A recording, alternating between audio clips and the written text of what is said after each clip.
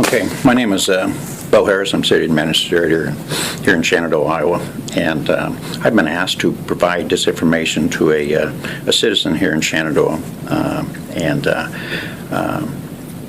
it has to do with tonight's city council agenda. And there, in particular, one item is called combining city administrator, city clerk, treasurer position. And I prepared a written statement that I would like to present to the council tonight, and it's just comments for the council's consideration. And it states that last week I was at an annual Iowa Municipal Managers Institute conference that I attend every year for training and professional development. This year's conference was of special interest to me for a couple of reasons. First, attendees from several states representing the International City-County Managers Association were in attendance. And secondly, I was an honored speaker at the conference. My assigned topic was, ironically, what do you do when it gets personal? While at the conference and just before taking the stage to speak, I received a phone call alerting me that a plan to terminate my employment with the city of Shenandoah was put in action. The plan was to combine my position with the soon-to-be vacated city clerk treasurer position, and I would have to apply for the position along with others. This is an obvious plan to take my job, as I previously held both positions for a time and did not have to apply for the combined position back then.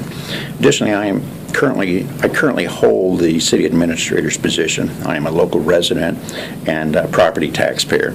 I have almost 17 years of experience dealing with the Shenandoah issues. I have seen Shenandoah through some of the darkest times in those 17 years, including 8 FEMA disaster declarations. I have also been involved in every street resurfacing project, airport improvement project, downtown improvement, numerous housing rehabilitation projects, and several business startups during those 17 years.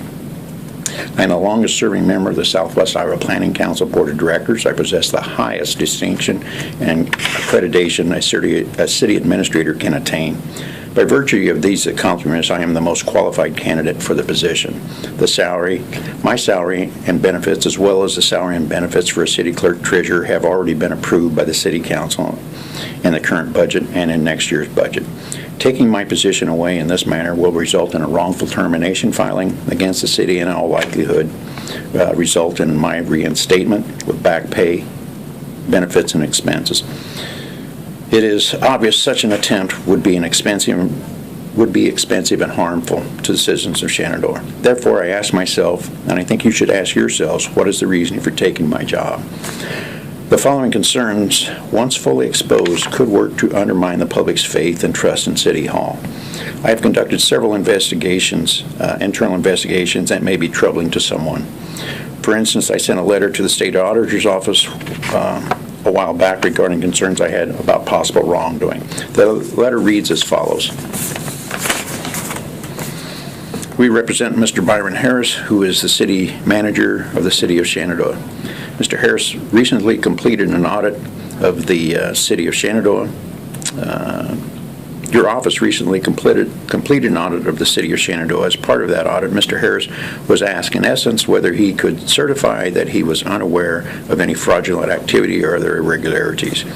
On October 8th of this year, Mr. Harris asked us to assist him in providing an accurate response. This letter is a follow-up to Mr. Harris's negative response to that question.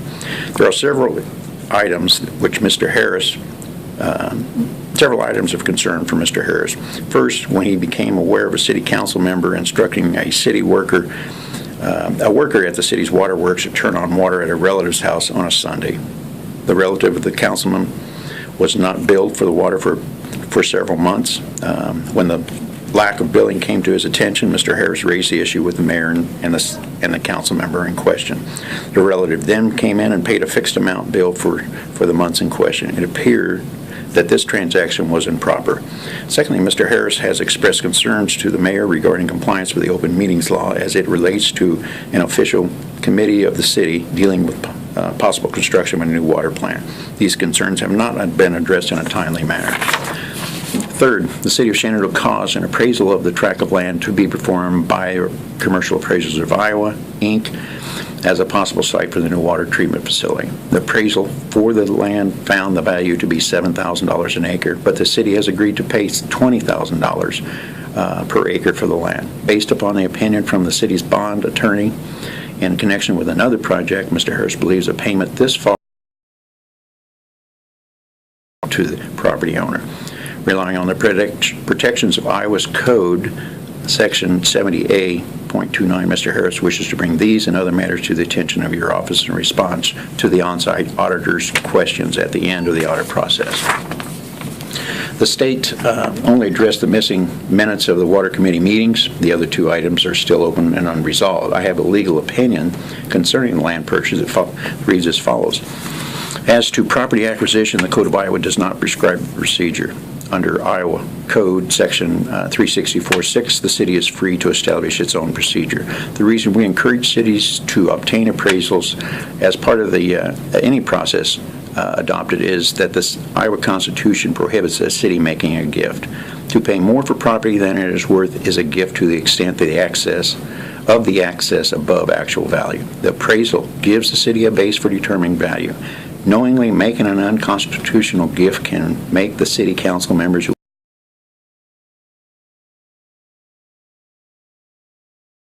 for the amount of the gift. One of several current internal investigation I'm conducting has to do with whereabouts of several used water meters and fire hydrants. What is certain is that the items were not sold for scrap through the Shenandoah Sanitation, where the city has a contract for such activity. Perhaps my dismissal is intended to influence the outcome of this investigation. At the request of a citizen, I am also investigating water rates and whether or not the city is in violation of Chapter 388.6 of the state code, which states a city utility or combined utility system may not provide use or service at a discriminatory rate except to the city and its agencies. My additional concern for the city council and city tax and ratepayers is the difference between the amount we sell water to large quantity users, which is $1.50 per 100 cubic feet, and the city cost of producing the water, which is $5.15 per 100 cubic feet. Is that amount, which is $3.65 per 100 cubic, considered an illegal gift to the customer? Perhaps my asking questions and reviewing documents related to this subject is making someone uncomfortable and warrants my dismissal. Finally, there's my position on the city gas and electric franchise fee. I support the implementation of the fees as an alternative revenue source, and I think special interest groups wish I would disappear. I sent a memo to the city council a couple of weeks ago in an effort to dispel some misinformation some members of the special interest groups were providing. One section of the memo reads, it has been suggested the city is imposing a tax on the citizens of Shenandoah by implementing the gas and electric franchise fee. This is not true. The city council does not have the authority to implement such a tax. State law says that the city council of Shenandoah may collect a fee from the gross gas and electric sales of Mid-America Energy Company for Mid-America Energy's use of the city right-of-way. The city cannot impose or collect a fee from the gas and electric users of the city of Shenandoah. That should be an important point in your discussion with the public. The city cannot increase gas and electric bills, only Mid-America Energy can. The city can legally charge a fee to Mid-America Energy for the use of the city's right-of-way to be used in part for the maintenance and upkeep of that right-of-way. You may wish to consider the franchise fees are a more fair revenue source than property taxes because not everyone pays property taxes. Some organizations and individuals receive an exemption from property taxes, but all have to pay their utilities.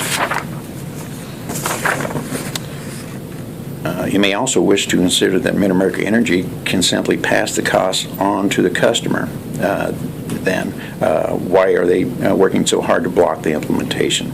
Could it be that because Mid-America Energy Company has already petitioned and received permission from the Iowa Utilities Board to increase rates over the next couple of years and cannot petition for another increase until those are in effect? Also consider the revenue generated by the franchise fees would allow every member of a Shenandoah household to participate in the proposed use of those funds. For instance, every man, woman, and child, regardless of income or status, would have ownership in the downtown projects. Are you sure you want to deny the less fortunate an opportunity to be a part of these projects? I've been told the community's downtown is everyone's neighborhood. And every community is judged by how it treats the less fortunate amongst them. How should we be judged? By the way, I closed my presentation at the Iowa Municipal Managers Institute conference with these two quotes. Being a leader requires us to take the right road, not the easy road. And leadership is helping people find moments of greatness within themselves. Perhaps it is my leadership style that they are threatened of, or is it just a personality conflict? Are those reasons worth harming our citizens? Thank you.